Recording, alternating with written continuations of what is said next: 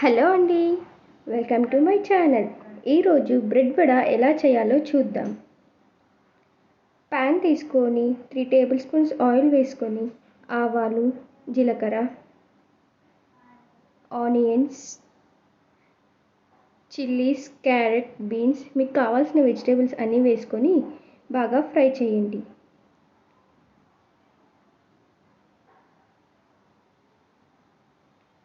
సరిపడా salt, 1 table spoon పసుపు వేసి బాగా ఫ్రై చేయండి.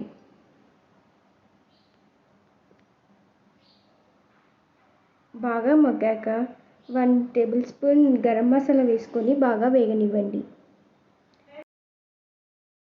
శనగపిండి తీసుకొని తగినంత సాల్ట్ వేసుకొని కొద్దిగా వాటర్ పోసుకొని బాగా మిక్స్ చేయండి.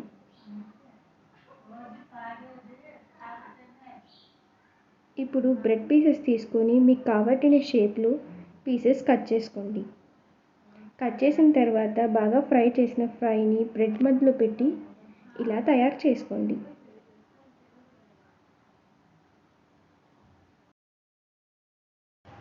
ఇప్పుడు ప్యాన్ తీసుకొని ఆయిల్ వేసి బాగా వేడెక్కాక బ్రెడ్ పీసెస్ని శనగపిండిలో అద్ది ఆయిల్లోకి వేయండి.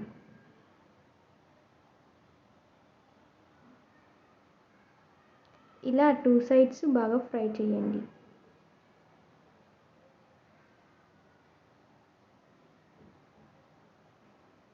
ఇలా రెడ్ కలర్లో రాగానే తీసేసింది.